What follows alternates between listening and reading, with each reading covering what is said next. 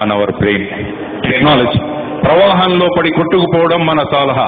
మీ friends వచ్చి అడుగుతారు, మీరు ఫేస్బుక్ లో ఉన్నారా అంటే మేము ఫేస్బుక్ లో లేమంటే అది నామోషి అనుకుని మనం ఫేస్బుక్ లో జాయిన్ అవుతున్నాం. నన్ను చాలా మంది అడుగుతారు, మీరు ఫేస్బుక్ లో ఉన్నారా అంటే నేను చెప్పాను, నాకు ఒక ఫేస్ ఉంది, నా దగ్గర చాలా పుస్తకాలు ఉన్నాయి అని.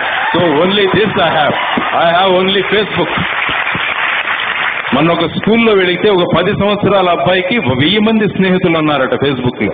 ఆ అబ్బాయిని అడిగాను, ఏం చేస్తావు నువ్వు, ఎంత సమయాన్ని నువ్వు వెచ్చిస్తావంటే రోజుకు 2 గంటల సమయాన్ని నేను ఫేస్బుక్ లో.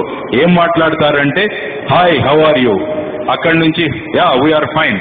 దీనికి 2 గంటల సమయం. నేను అబ్బాయికి చెప్పాను, నువ్వు ఒక మెసేజ్ పంపించు, నేను 50,000 రూపాయల ఫీజు కట్టాలి, మిత్రులారా ప్రతి ఒక్కరూ 500 రూపాయలు నా బ్యాంక్ అకౌంట్ కు పంపించండి అని మీ ఫేస్బుక్ లో ఒకటి పంపించండి. ఒక్క మిత్రుడు కూడా మీకు రిప్లై ఇవ్వడు. అందుకనే నేను చెప్పేది ఏంటంటే 1000 మంది ఫేస్బుక్ మిత్రుల కన్నా మీ ఫేస్ ను ఒక బుక్ గా చదవగలిగే 4 మిత్రులను సంపాదించండి చాలు. That should be your life. That is your life. ఎందుకండి ఇంతమంది 1000 మంది మిత్రులు ఎందుకు మనకు? అనవసరం. ముఖ్యంగా అమ్మా, ఈ ఫేస్బుక్ లో అవతల వాడు ఆడ మగ ఇది కూడా తెలియదు మనకు. Because it is a faceless book. It is even though it is called Facebook, it is a faceless book. పెద్దవాడిగా మీకు నేను ఇస్తున్న సలహా, వీటిని వదిలేసేయండి. మా ఈ టెక్నాలజీలో లేకుంటే మనకేమీ ఒరిగేది కాదు. ఎందుకంటే ఆల్బర్ట్ ఐన్స్టీన్ చెప్పారు, ఈ టెక్నాలజీ ఎంత పెరిగిపోయిందంటే మనం ఒకరితో మాట్లాడుకోవాలన్నా కూడా మనం మాట్లాడుకోవట్లేదు. అది కూడా మనం త్రూ ఈమెయిల్స్, త్రూ ఫేస్బుక్ లో మాట్లాడుకుంటున్నాం.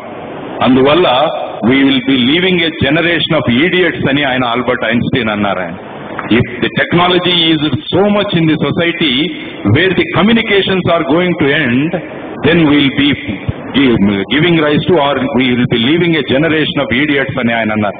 టెక్నాలజీ ఎంత కావాలో అంతే వాడుకోండి. మంచి పుస్తకాలు చదవడం మొదలు పెట్టండి. ఈ టెక్నాలజీలో పడిపోయి మీరు చదవడం మర్చిపోయాం. మనం ఈ మధ్య చదవడం మర్చిపోయాం. ప్రతిదీ మన కంప్యూటర్లో లోడ్ చేసుకుంటాం కానీ మనం చదవట్లేదు. యూట్యూబ్ లో చూడడం, అది మనం పెట్టుకోవడం, కానీ విషయాలను ఆచరణలో పెట్టడం చాలా ముఖ్యం. విషయం జ్ఞానం ఉన్నంత మాత్రాన ఉపయోగం లేదు.